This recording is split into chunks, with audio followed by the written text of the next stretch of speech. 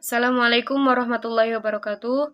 Alhamdulillahirabbil alamin wa bihi nasta'in wa ala umuri dunya waddin. Wassalatu wassalamu ala asyrofil anbiya'i wal mursalin wa ala alihi wa sahbihi ajmain amma ba'du. Puji syukur kita panjatkan kehadirat Allah Subhanahu wa taala yang telah memberikan kita beribu-ribu nikmat, yaitu nikmat iman wal Islam.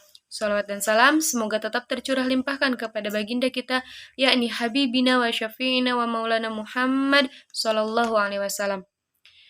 Baik, yang terhormat Ibu dosen pengampu mata kuliah pengembangan kurikulum, yaitu Ibu Helna Nelis MPD, dan teman-teman yang saya banggakan. Saya Mas Amatul Fauziah dengan NIM 211210088 dari kelompok 5 akan menjelaskan tentang prinsip-prinsip pengembangan kurikulum. Pengertian dari prinsip-prinsip pengembangan kurikulum adalah proses identifikasi, analisis, sintesis, evaluasi, pengambilan keputusan, dan kreasi elemen-elemen kurikulum. Jika proses pengembangan kurikulum berjalan secara efektif dan efisien, maka hasil dari aktivitas pengembangan kurikulum tersebut diharapkan sesuai dengan harapan masyarakat. Prinsip berfungsi secara dasar atau pedoman bertindak bisa saja sebagai acuan proses dan dapat pula sebagai target capaian. Sebenarnya tidak terhitung banyaknya prinsip yang dapat digunakan dalam pengembangan kurikulum. Prinsip pengembangan kurikulum ini bisa kita lihat dibagi menjadi dua. Yang pertama itu prinsip umum dan yang kedua prinsip khusus. Nah, untuk prinsip umum pengembangan kurikulum, yang pertama itu terdapat prinsip relevansi. Apa sih prinsip relevansi? Prinsip relevansi yaitu pengembangan kurikulum yang meliputi tujuan, isi, dan sistem penyampaiannya harus sesuai atau relevan dengan kebutuhan dan keadaan masyarakat. Tingkat perkembangan dan kebutuhan siswa, serta sesuai dengan perkembangan ilmu pengetahuan dan teknologi. Nah, prinsip ini terdiri atas dua jenis. Yang pertama yaitu prinsip relevansi eksternal dan relevansi internal.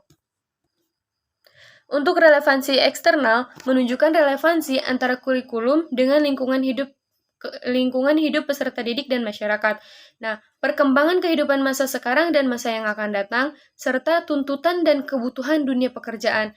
Jika relevansi eksternal tidak terpenuhi, berarti kurikulum tersebut tidak ada artinya bagi kehidupan masyarakat. Nah, kalau relevansi internal, artinya relevansi di antara relevansi komponen kurikulum itu sendiri. Selanjutnya yaitu prinsip fleksibilitas. Kurikulum ini harus bersifat lentur atau fleksibel. Artinya kurikulum ini harus bisa dilaksanakan sesuai dengan kondisi yang ada. Kurikulum yang kaku atau tidak fleksibel akan sulit diterapkan. Fleksibilitas sebagai salah satu prinsip pengembangan kurikulum yang dimaksudkan adanya ruang gerak yang memberikan sedikit kelonggaran dalam melakukan atau mengambil suatu keputusan tentang suatu kegiatan yang akan dilaksanakan oleh pelaksana kurikulum di lapangan. Selanjutnya yaitu ada prinsip kontinuitas. Nah, prinsip kontinuitas ini bisa juga disebut dengan prinsip berkesinambungan. Prinsip kesinambungan ini adalah wahana belajar dinamis yang perlu dikembangkan terus-menerus dan berkesinambungan dalam rangka pengembangan kurikulum yang saling menyangkut hubungan dan saling menjalin antara sebagai tingkat sekolah dan jenis program pendidikan atau bidang studi. Nah, jadi prinsip berkontinuitas atau berkesinambungan ini dibagi menjadi dua, yaitu kesinambungan di antara berbagai tingkat sekolah dan di antara berbagai bidang studi. Untuk prinsip kontinuitas di antara berbagai tingkat sekolah itu meliputi bahan pelajaran subjek materi yang diperlukan untuk belajar lebih lanjut pada tingkat pendidikan yang lebih tinggi. Hendaknya sudah diajarkan pada tingkat pendidikan sebelumnya atau di bawahnya. Sedangkan kontinuitas di antara berbagai bidang studi menunjukkan bahwa dalam pengembangan kurikulum ini harus memperhatikan hubungan antara bidang studi yang satu dengan yang lainnya. Selanjutnya yaitu ada prinsip efektivitas. Nah, Prinsip yang dimaksud ini adalah sejauh mana perencanaan kurikulum dapat dicapai sesuai dengan keinginan yang telah ditentukan. Nah, dalam proses ini, efektivitasnya dapat dilihat dari dua sisi. Yang pertama itu, efektivitas mengajar pendidikan berkaitan dengan sejauh mana kegiatan belajar mengajar yang telah direncanakan dapat dilaksanakan dengan baik. Yang kedua itu, efektivitas belajar anak didik berkaitan dengan sejauh mana tujuan-tujuan pelajaran yang diinginkan telah dicapai melalui kegiatan belajar mengajar yang telah dilaksanakan. Nah, kurikulum pada dasarnya berintikan 4 aspek utama, yaitu yang pertama tujuan-tujuan pendidikan, yang kedua itu isi pendidikan, yang ketiga pengalaman belajar, dan yang keempat penilaian. Selanjutnya yaitu ada prinsip efisiensi. Nah, untuk prinsip ini berhubungan dengan perbandingan antara tenaga, waktu, suara, dan biaya yang dikeluarkan dengan hasil yang diperoleh. Nah, kurikulum harus praktis, mudah dilaksanakan, menggunakan alat-alat yang sederhana dan biaya yang murah tapi tidak murahan. Dan efisiens. Kurikulum ini harus dikembangkan secara efisiens atau tidak boros, sesuai dengan tingkat kemampuan yang dimiliki. Nah, kurikulum ini dikatakan memiliki tingkat efisiensi yang tinggi apabila dengan sarana, biaya yang minimal, dan waktu yang terbatas, tapi dapat memperoleh hasil yang maksimal. Selanjutnya, setelah prinsip umum, sekarang ada prinsip khusus. Nah, prinsip khusus pengembangan kurikulum itu yang pertama ada prinsip yang berkenaan dengan tujuan pendidikan. Nah, prinsip ini ditinjau dari tujuan sebagai salah satu komponen pokok dalam pengembangan kurikulum. Nah, menurut Hilda Taba, ada 3 sumber tujuan, yaitu kebudayaan masyarakat, individu, dan mata pelajaran disiplinnya ilmu. Terus yang kedua itu ada prinsip yang berkenaan dengan pemilihan isi pendidikan. Prinsip isi kurikulum ini menunjukkan isi kurikulum harus mencerminkan falsafah dan dasar suatu negara. Terus, isi kurikulum harus diintegrasikan dalam nation dan karakter building.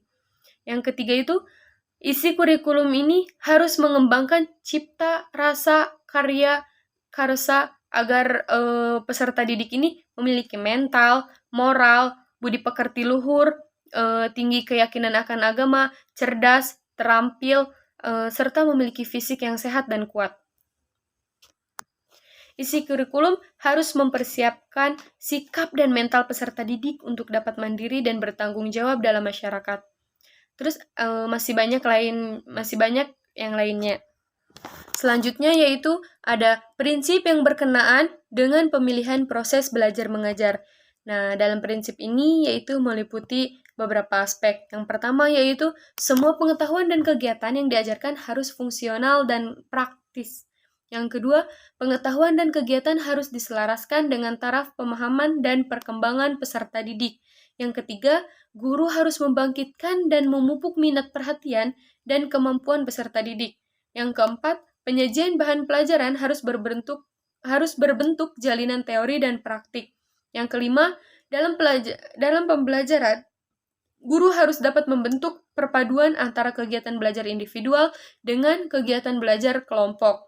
Yang keenam, guru itu harus dapat mengembangkan sikap dan nilai-nilai peserta didik.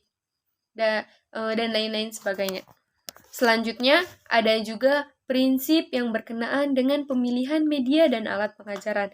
Nah, prinsip ini menunjukkan kesesuaian media dan sumber belajar dengan standar kompetensi dan kompetensi dasar, materi pelajaran, karakteristik media pembelajaran, tingkat perkembangan peserta didik, tingkat kemampuan guru, praktis, dan ekonomis. Selanjutnya, ada juga prinsip yang berkenaan dengan pemilihan kegiatan penilaian. Nah, prosedur penyusunan instrumen, jenis dan teknik penilaian, kesesuaian instrumen dengan kompetensi, jenjang kemampuan yang diukur, tingkat perkembangan peserta didik, waktu yang diperlukan, teknik pengolahan dan analisis item, administrasi penilaian dan pemanfaatan hasil penilaian. Penilaian ini merupakan bagian internal dari pengajaran. Nah, yang merupakan aspek dari bagian internal dari pengajaran itu yaitu dalam penyusunan alat-alat penilaian tes hendaknya diikuti langkah-langkah, terus merencanakan suatu penilaian, terus dalam pengolahan suatu hasil dalam pengolahan suatu hasil penilaian. Selanjutnya, ada manfaat yang bisa dapat diambil dari prinsip umum dan khusus. Nah, pengembangan kurikulum tersebut adalah kita bisa menggunakannya secara bersamaan karena ada saling melengkapi titik semakin lengkap dan komprehensif. Kesempurnaan suatu prinsip akan semakin baik karena akan semakin memperjelas dan mengarahkan kerja para pengembang kurikulum dan kesempurnaan kurikulum yang baik dan kesempurnaan kurikulum itu dihasilkannya dengan baik. Jadi kurikulum itu dihasilkannya dengan sempurna. Baik, mungkin hanya itu yang bisa saya sampaikan. Kurang lebihnya mohon maaf. Wabillahi taufiq wal hidayah. Wassalamualaikum warahmatullahi wabarakatuh.